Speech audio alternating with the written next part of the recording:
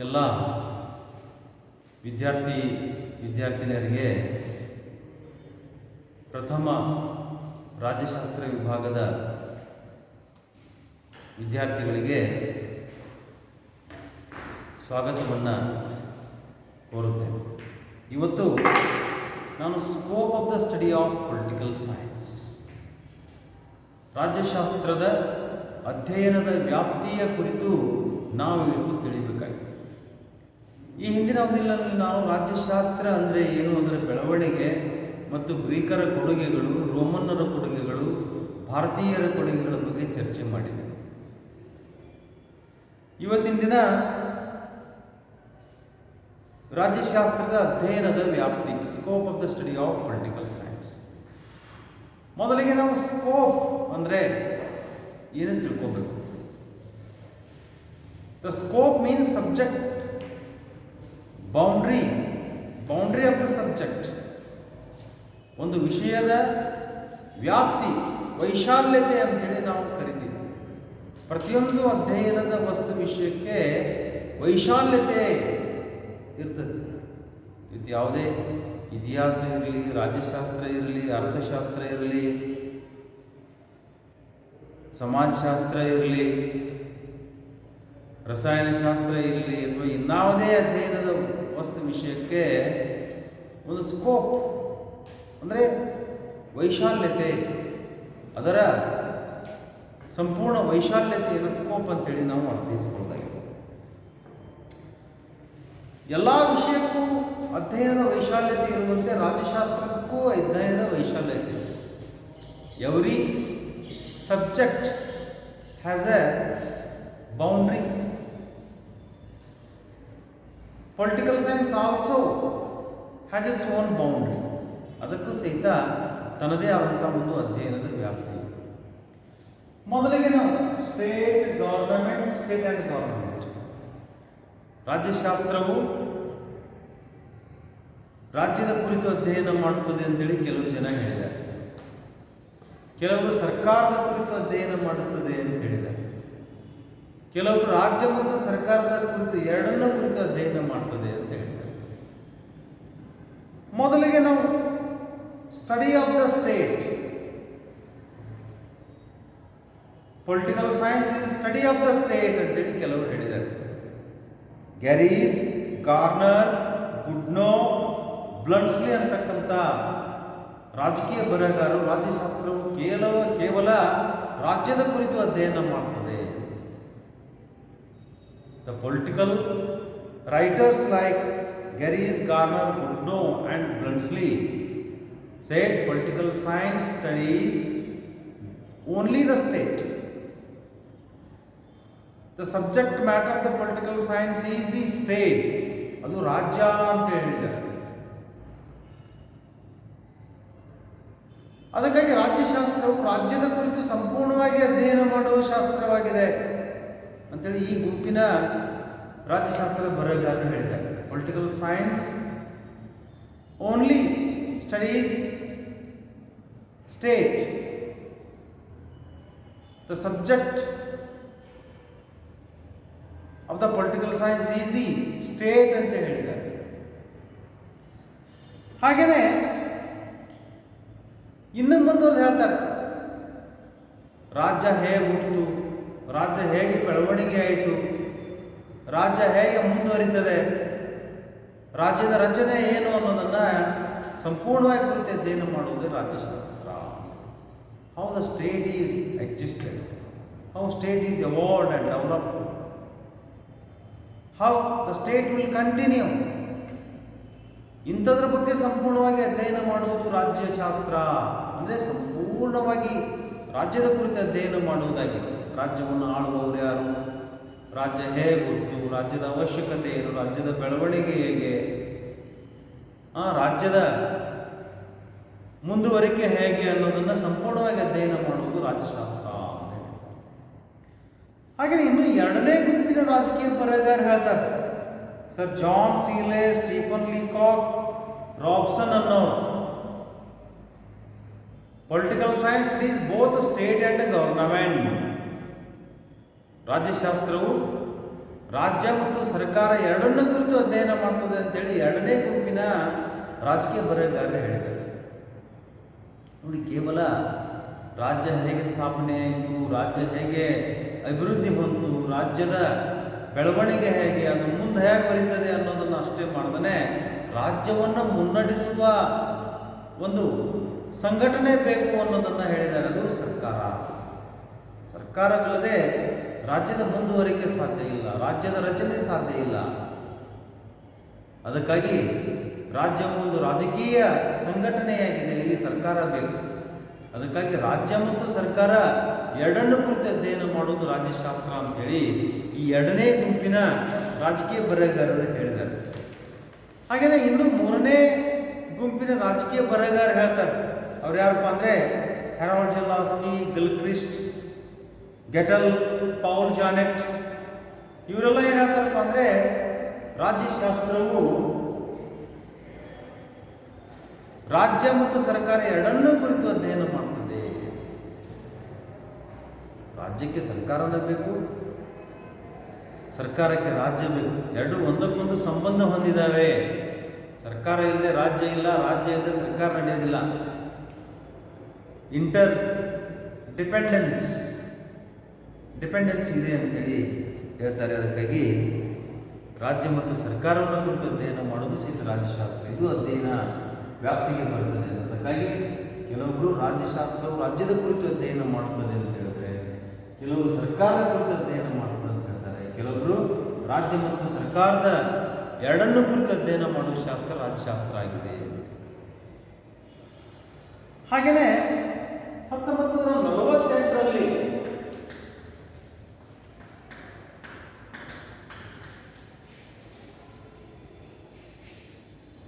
ಪ್ಯಾರಿಸ್ನಲ್ಲಿ ಒಂದು ಅಂತಾರಾಷ್ಟ್ರೀಯ ರಾಜ್ಯಶಾಸ್ತ್ರ ಸಮ್ಮೇಳನ ನಡೆಯಿತು. ಅಲ್ಲಿ ರಾಜ್ಯಶಾಸ್ತ್ರ ಅಧ್ಯಯನದ ವ್ಯಾಪ್ತಿ ಏನು ಅನ್ನೋದನ್ನು ನಿರ್ಧರಿಸಲಾಯಿತು.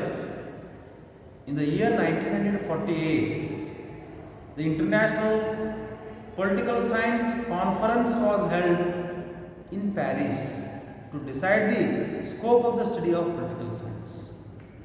ರಾಜ್ಯಶಾಸ್ತ್ರ ಅಧ್ಯಯನದ ವ್ಯಾಪ್ತಿ ಎಷ್ಟು ಅನ್ನೋದನ್ನು ತಿಳಿಯೋ ಸಲುವಾಗಿ 1948ರಲ್ಲಿ ಪ್ಯಾರಿಸ್ನಲ್ಲಿ ಒಂದು ಸಮ್ಮೇಳನ ನಡೆಸಲಾಯಿತು. ಅದು ಅಂತಾರಾಷ್ಟ್ರೀಯ ರಾಜ್ಯಶಾಸ್ತ್ರದ ಸಮ್ಮೇಳನ.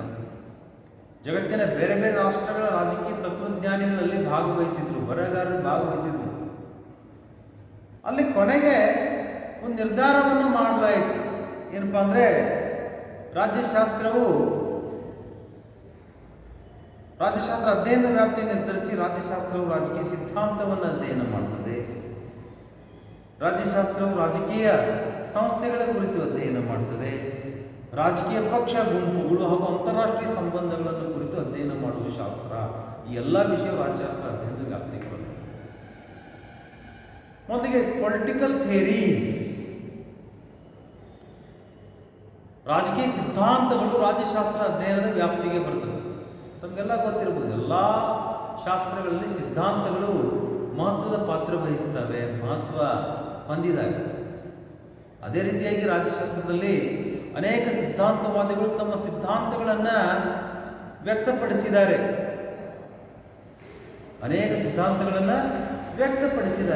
ಸಿದ್ಧಾಂತಗಳು ಅದು ಸಮಾಜವಾದ, ಪ್ರಜಾಪ್ರಭುತ್ವ, ಸಮಾನತೆ, ಸ್ವಾತಂತ್ರ್ಯ, ಜಾತ್ಯತೀತ, ಉದಾರವಾದ, ಮಾರ್ಕ್ಸ್ವಾದ ಮುಂತಾದವರು. ನೋಡಿ, ಕಾರ್ಲ್ ಮಾರ್ಕ್ಸ್ ಆಗಿರ್ಬೋದು, ಅದು ಹಿಂದೆ ಪ್ಲೇಟೋ ಹಿಡ್ಕೊಂಡು ಕಾರ್ಲ್ ಮಾರ್ಕ್ಸ್ವರೆಗೆ ಅನೇಕ ಸಿದ್ಧಾಂತವಾದಿಗಳು ಸಿದ್ಧಾಂತಗಳನ್ನು ವ್ಯಕ್ತಪಡಿಸಿದ್ದಾರೆ. ಪ್ರತಿಯೊಂದು ಶಾಸ್ತ್ರಗಳು ಸಿದ್ಧಾಂತಗಳ ಮೇಲೆ ನಿಂತಿದ್ದಾವೆ. ಆ ಸಿದ್ಧಾಂತಗಳ ಅಧ್ಯಯನ ಮಾಡುವುದು ರಾಜ್ಯಶಾಸ್ತ್ರ. ಉದಾಹರಣೆಗೆ ಪ್ಲೇಟೋ ತತ್ವಜ್ಞಾನಿ ಅರಸು ಸಿದ್ಧಾಂತ, ಶಿಕ್ಷಣ ಸಿದ್ಧಾಂತ, ನ್ಯಾಯ ಸಿದ್ಧಾಂತ ಹೇಳಿದ್ದಾರೆ. ಅರಿಸ್ಟಾಟಲ್ ಗುಲಾಮಗಿರಿ ಸಿದ್ಧಾಂತ, ಸರ್ಕಾರಗಳ ವರ್ಗೀಕರಣದ ಸಿದ್ಧಾಂತ ಮುಂತಾದ ಸಿದ್ಧಾಂತಗಳನ್ನು ಹೇಳಿದ್ದಾರೆ. ಅದೇ ರೀತಿಯಾಗಿ Cicero, Augustine, ಅಕ್ವಿನಾಸ್, ಜೆ.ಎಸ್. Mill, John Stuart mill, ಹಾಗೆಯೇ ಕಾರ್ಲ್ ಮಾರ್ಕ್ಸ್ ಮುಂತಾದ ಸಿದ್ಧಾಂತವಾದಿಗಳು ತಮ್ಮದೇ ಆದ ವಿಚಾರಗಳನ್ನು ರಾಜ್ಯಶಾಸ್ತ್ರಕ್ಕೆ ಪರಿಚಯಿಸಿದ್ದಾರೆ. ಆ ಸಿದ್ಧಾಂತಗಳು ಸಹಿತ ರಾಜ್ಯಶಾಸ್ತ್ರ ಅಧ್ಯಯನದ ವ್ಯಾಪ್ತಿಗೆ ಬರ್ತವೆ. ಎರಡನೇ, ಪೊಲಿಟಿಕಲ್ ಇನ್ಸ್ಟಿಟ್ಯೂಷನ್ಸ್, ರಾಜಕೀಯ ಸಂಸ್ಥೆಗಳು, ಸಂವಿಧಾನ, ಸರ್ಕಾರ, ಶಾಸನ ಸಭೆಗಳು, ಇವೆಲ್ಲ ಈ ರಾಜಕೀಯ ಸಂಸ್ಥೆಗಳಂತೇಳಿ ಕರೆಯಲಾಗ್ತದೆ. ಇವು ಸಹಿತ ಅಧ್ಯಯನದ ವ್ಯಾಪ್ತಿಗೆ ಬರ್ತವೆ. ಜಗತ್ತಲ್ಲಿ ಅನೇಕ ಸಂವಿಧಾನಗಳಿದ್ದಾವೆ. ಜಗತ್ತಲ್ಲಿ ಬೇರೆ ಬೇರೆ ಪ್ರಕಾರದ ಆಡಳಿತ ವ್ಯವಸ್ಥೆ ಇದೆ, ಸಂಸ್ಥೆಗಳಿದೆ. ಅವುಗಳೆಲ್ಲ ಅಧ್ಯಯನ ಮಾಡೋದು ರಾಜ್ಯಶಾಸ್ತ್ರ. ಮೂರನೇ, ಪೊಲಿಟಿಕಲ್ ಪಾರ್ಟೀಸ್, ರಾಜಕೀಯ ಪಕ್ಷಗಳು ಮತ್ತು ಗುಂಪುಗಳು, ಒತ್ತಡ ಗುಂಪುಗಳು, ಇವೆಲ್ಲ ರಾಜ್ಯಶಾಸ್ತ್ರ ಅಧ್ಯಯನದ ವ್ಯಾಪ್ತಿಗೆ ಬರ್ತಕ್ಕಂತಹ ವಿಷಯಗಳಾಗಿವೆ. Political parties, groups and pressure groups, ಇವೆಲ್ಲ ನೋಡಿ. ಜಗತ್ತಿನಲ್ಲಿ ಎಲ್ಲ ರಾಷ್ಟ್ರಗಳಲ್ಲಿ ರಾಜಕೀಯ ಪಕ್ಷಗಳಿದ್ದಾವೆ. ಒಂದೊಂದು ದೇಶಗಳಲ್ಲಿ ಏಕಪಕ್ಷ ಪದ್ಧತಿ ಇದೆ, ಕೆಲವೊಂದು ದೇಶಗಳಲ್ಲಿ ದ್ವಿಪಕ್ಷ ಪದ್ಧತಿ ಇದೆ, ಕೆಲವೊಂದು ದೇಶಗಳಲ್ಲಿ ಬಹುಪಕ್ಷ ಪದ್ಧತಿ ಇದೆ. ಉದಾಹರಣೆಗೆ ನೋಡಿ, ಚೀನಾ ದೇಶದಲ್ಲಿ, ಉತ್ತರ ಕೊರಿಯಾದಲ್ಲಿ ಒಂದೇ ಒಂದು ಪಕ್ಷಗಳಿದಾವೆ, ಸಿಂಗಲ್ ಪಾರ್ಟಿ ಸಿಸ್ಟಮ್ ಅಂತ ಹೇಳಿ ಕರಿತೀವಿ. ಅಮೆರಿಕಾದ ದೇಶಗಳಲ್ಲಿ ಡೆಮೊಕ್ರೆಟಿಕ್ ಆ್ಯಂಡ್ ರಿಪಬ್ಲಿಕ್ ಅಂತ ಎರಡು ಪಕ್ಷಗಳಿವೆ. ಫ್ರಾನ್ಸ್, ಇಟಲಿ, ಜರ್ಮನ್, ಇಂಡಿಯಾ ಮುಂತಾದ ದೇಶಗಳಲ್ಲಿ ಒಂದು ಬಹುಪಕ್ಷ ಪದ್ಧತಿ ಇದ್ದಾವೆ. ಪಕ್ಷ ಪದ್ಧತಿ, ಪಕ್ಷಗಳ ಬೆಳವಣಿಗೆ, ರಾಜಕೀಯ ಪಕ್ಷಗಳ ಅಸ್ತಿತ್ವ, ಅವುಗಳ ಸಂವಿಧಾನ, ತತ್ವ, ಸಿದ್ಧಾಂತ, ವಿಚಾರಗಳು, ಅವುಗಳ ಬೆಳವಣಿಗೆ, ಅವುಗಳ ಅಸ್ತಿತ್ವ, ಇವುಗಳೆಲ್ಲವೂ ಸಹಿತ ರಾಜ್ಯಶಾಸ್ತ್ರದ ಅಧ್ಯಯನದ ವ್ಯಾಪ್ತಿಗೆ ಬರ್ತವೆ. ಭಾರತ ದೇಶದಲ್ಲಿ ಬಹುಪಕ್ಷ ಪದ್ಧತಿ ವ್ಯವಸ್ಥೆ ಇದೆ. ಇನ್ನು ಅನೇಕ ದೇಶಗಳಲ್ಲಿ ಬಹುಪಕ್ಷ ಪದ್ಧತಿ ಇದೆ. ಭಾರತದಲ್ಲಿ ರಾಜಕೀಯ ಪಕ್ಷಗಳ ಬಗ್ಗೆ ಸಂವಿಧಾನದಲ್ಲಿ ಎಲ್ಲಿಯೂ ಉಲ್ಲೇಖನ ಇಲ್ಲ. ಆದರೆ ರಾಜಕೀಯ ಪಕ್ಷಗಳು ನಮ್ಮ ದೇಶದಲ್ಲಿ ಬೆಳವಣಿಗೆ ಆಗೋದಕ್ಕೆ ಸಂವಿಧಾನ 19(1) ಪರಿಚಯದು ನಮಗೆ ಅನುಕೂಲವನ್ನು ಮಾಡಿಕೊಟ್ಟಿದೆ. ಅದು ಸಂಘ ಸ್ವಾತಂತ್ರ್ಯ. ಅದರ ಮೂಲಕ ಯಾರು ಬೇಕಾದರೂ ಸಂಘ ಸಂಸ್ಥೆಗಳನ್ನು ಸ್ಥಾಪಿಸಿಕೊಳ್ಳಬಹುದು. Anybody can form an association, any kind of an association. Under the 19(1) article, every individuals or citizens has right to establish their own organizations or political parties. ಕೊನೆಯದಾಗಿ ಇಂಟರ್ನ್ಯಾಷನಲ್ ರಿಲೇಷನ್ಸ್, ಅಂತಾರಾಷ್ಟ್ರೀಯ ಸಂಬಂಧಗಳು ಸಹಿತ ರಾಜ್ಯಶಾಸ್ತ್ರದ ಅಧ್ಯಯನದ ವ್ಯಾಪ್ತಿಗೆ ಬರುತ್ತವೆ. ನೋಡಿ, ಇವತ್ತು ಎಲ್ಲ ದೇಶಗಳು ಒಂದಿಲ್ಲ ಒಂದು ರೀತಿಯಲ್ಲಿ ಬೇರೆ ಬೇರೆ ದೇಶಗಳ ಜೊತೆಗೆ ಸಂಬಂಧವನ್ನು ಹೊಂದಲೇಬೇಕು. ನೆರೆಹೊರೆಯ ದೇಶಗಳಾಗಿರಲಿ ಅಥವಾ ದೂರದ ದೇಶಗಳಾಗಿರಲಿ, ಆ ದೇಶಗಳ ಜೊತೆಗೆ ಸಂಬಂಧವನ್ನು ಹೊಂದಲೇಬೇಕು. ಮತ್ತು ಪ್ರಪಂಚದಲ್ಲಿ ಅಂತಾರಾಷ್ಟ್ರೀಯ ಸಂಘಟನೆಗಳಿದ್ದಾವೆ. ಈ ವಿಶ್ವವನ್ನು ನಿರ್ವಹಿಸಲು, ವಿಶ್ವದ ಸಮುದಾಯದ ಮುಂದೆ ಬರ್ತಕ್ಕಂಥ ಸವಾಲುಗಳನ್ನು ಎದುರಿಸಲು ಅನೇಕ ಸಂಘಟನೆಗಳಿದ್ದಾವೆ. ಆ ಸಂಘಟನೆಗಳ ಜೊತೆಗೂ ಸಹಿತ ಜಗತ್ತಿನ ಎಲ್ಲ ದೇಶಗಳು ಸಂಬಂಧವನ್ನು ಹೊಂದಬೇಕು. ಇವತ್ತು ಹೇಗೆ ಒಬ್ಬ ವ್ಯಕ್ತಿ ಒಂಟಿಯಾಗಿ ಬದುಕಲು ಸಾಧ್ಯವಿಲ್ಲವೋ, ಅದೇ ರೀತಿಯಾಗಿ ಜಗತ್ತಿನ ಎಲ್ಲ ದೇಶಗಳು ಸಹಿತ ಸಂಬಂಧಗಳನ್ನು ಹೊಂದಿ ಬದುಕಬೇಕಾಗ್ತದೆ.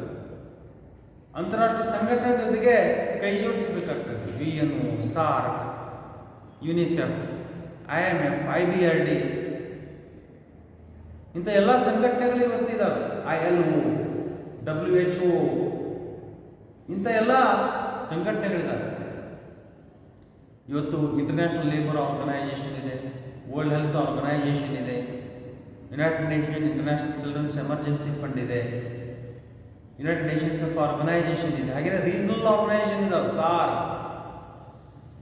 South Asian Association for Regional Cooperation, ಹಾಗೆಯೇ ASEAN, Association of South East Asian Nations, ಆಮೇಲೆ ಯುನೈಟೆಡ್ ಅರಬ್ ಎಮಿರೇಟ್ಸ್, ಹಾಗೆಯೇ